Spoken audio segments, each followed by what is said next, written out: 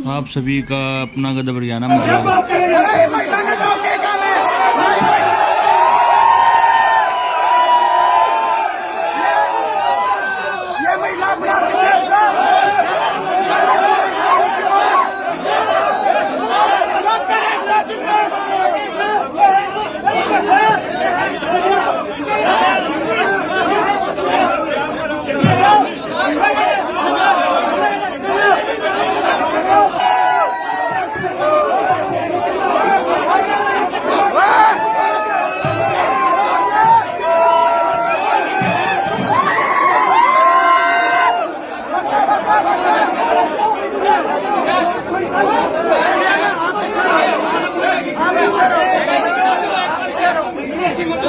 आप इनके हालात देख सकते हो, कमजोर, नाकारा, भ्रष्टाचारी, भगोड़े।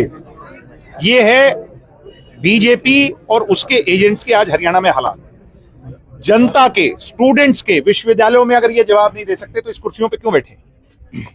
आप उस कुर्सी पर, आपका दायित्व संवैधानिक पद पर बैठने का यही है कि आप जवाबदेह हो।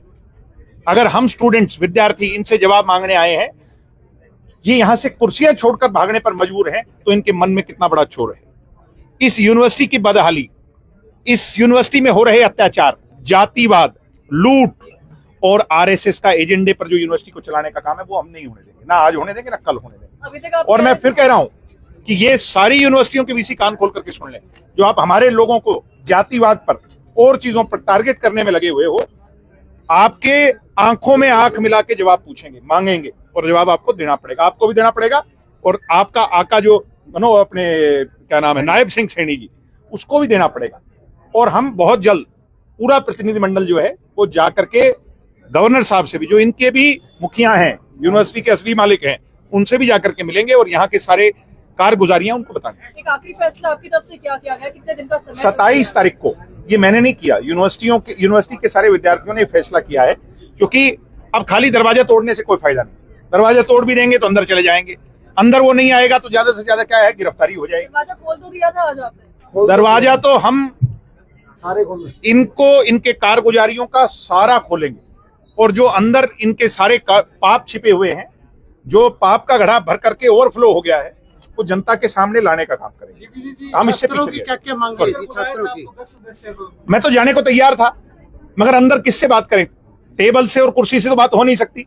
बात तो इंसान से होगी, और इंसान तो भाग चुके हैं।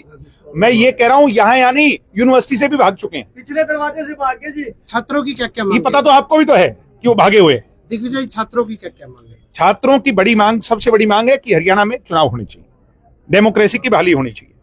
यहाँ पर इंफ्रास्ट्रक्चर की कमी है, पूरी होनी चाहिए। फैकल्टी की जो कमी है वो होनी चाहिए। फीस जो 2-2 लाख रुपए बढ़ा दी, वो कम होनी चाहिए।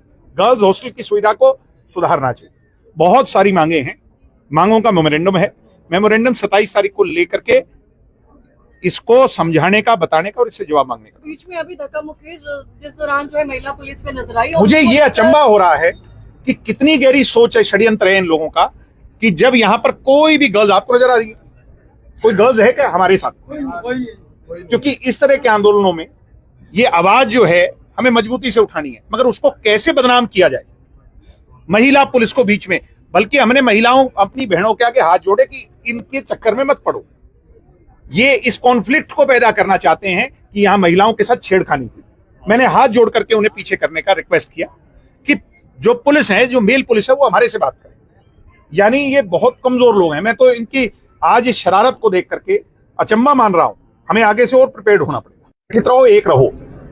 इन लोगों के आगे अगर हम, ये हमें गुलाम बनाना चाहते हैं, इनकी वैचारिक तौर पर गुलाम बनाना चाहते हैं कि आरएसएस में सब भगवाकरण हो जाओ, जो मन की बात इन वाली हो सारी सुन ले, कोई अपनी बताना चाहे तो उस आवाज को दबा दिया जाएगा।